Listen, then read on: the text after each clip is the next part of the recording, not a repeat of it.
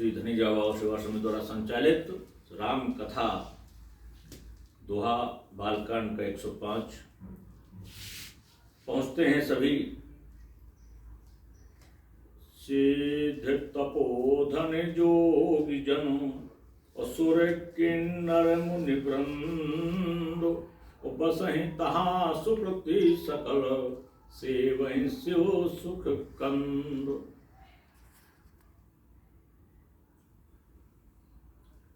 सिद्ध तपस्वी योगी गण देवता किन्नर और मुनि वे समूह उस कैलाश पर्वत पर रहते हैं।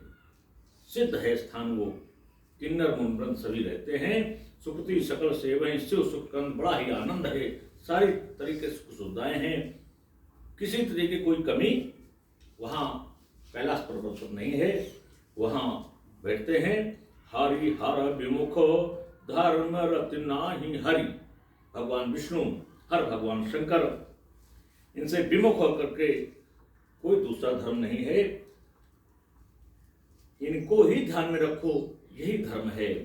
ते नरता सपन्यो नहीं जाहि, जहाँ ये हरि और हर नहीं है वहाँ सपने भी जाने की जरूरत कोई नहीं जाता है। ते ही गिरे पर बट बिटप विशाला, नित नूतन सुंदर सब काला। एक सुंदर वट वृक्ष है, विशाल वट वृक्ष है, जहाँ नवीन नई नई हवाएं, सभी प्रकार की सुगंधियां प्राप्त होती हैं, जहाँ भगवान शंकर निवास करते हैं। ऐसा कैलाश पर्वत पर बताया है। ये बहुत बड़ा वट वृक्ष है। हरि हर विमुख और धर्म रत नाही, ते नरता सपन्यो नहीं जाहि।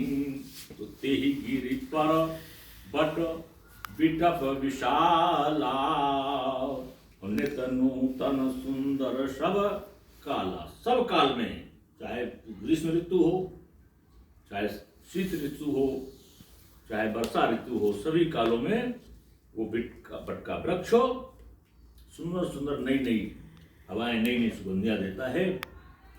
और बट के लिए वैसे भी कहा गया है कि ये गर्मी में ठंडा तरोताजगी देता है, और शीतकाल में ये गर्मी देता है, और बरसात में जैसी परिस्थिति थी वैसा करता है। तो ये वट वृक्ष है जहाँ भगवान शंकर मैया पार्वती रहती हैं, और वहीं सारे देवी देवता रहते हैं। हरिहर नित्य वहाँ जाते हैं, बड़ा ही आनंद प्राप्त करते हैं। त्रिविध समीर सुशीतल छाया, शिव विश्राम विटप श्रुति गाया। वेद गाते हैं कि भगवान शंकर उसी वट वृक्ष के नीचे छाया में विश्राम करते हैं। त्रिविध समीर, तीनों प्रकार की समीर उन्हें प्राप्त होती है। एक बार ते ही तर प्रभु गया वो, तर विलोक उर अति सुख भय। एक बार भगवान शंकर जैसे पहुंचे और वहां पर बैठते हैं, बड़ा ही आनंद प्राप्त हो रहा है।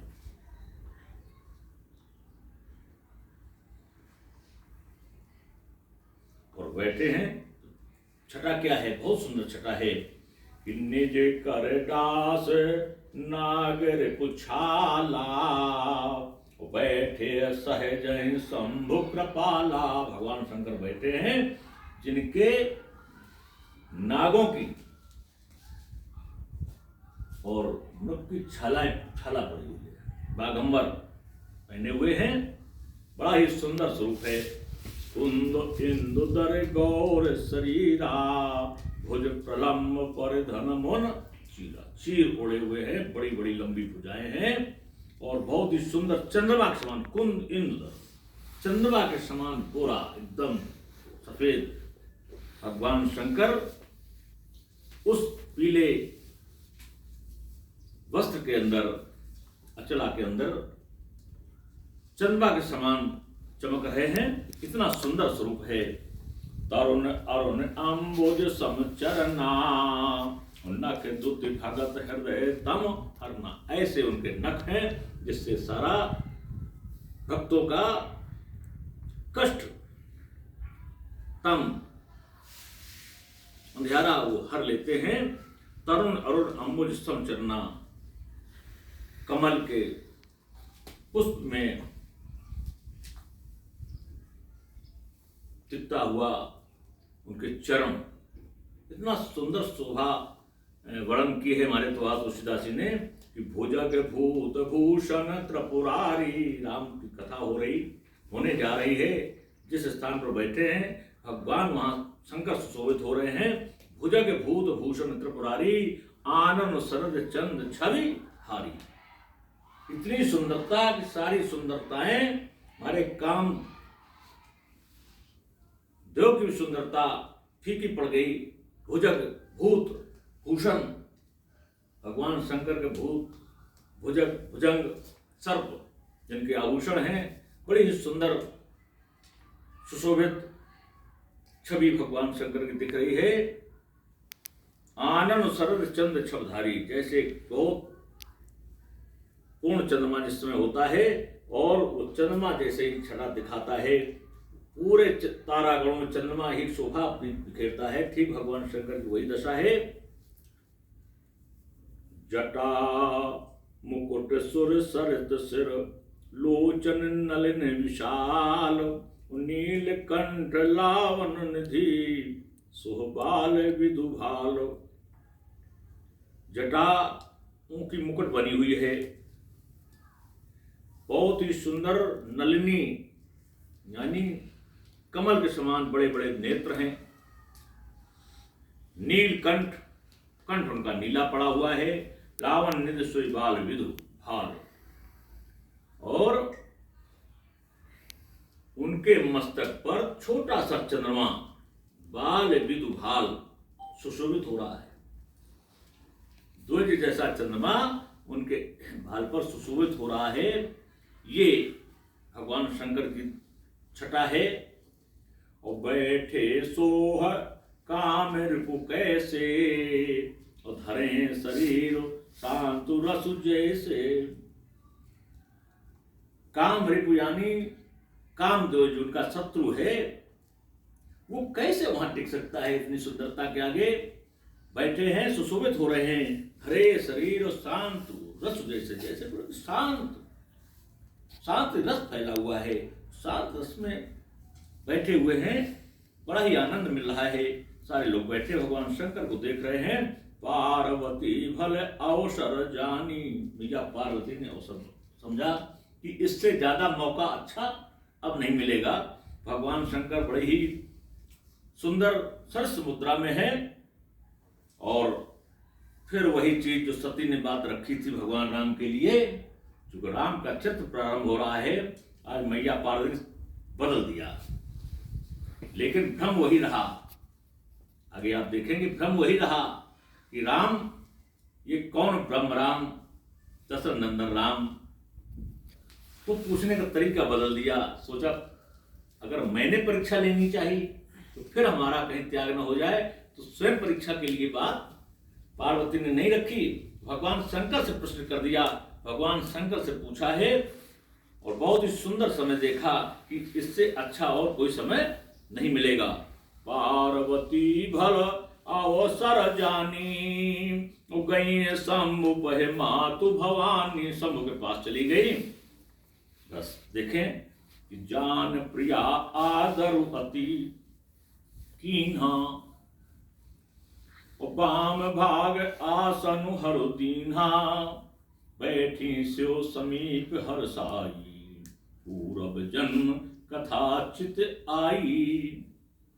जैसे भगवान शंकर ने देखा मैया पार्वती आ गई, पत्नी के हिसाब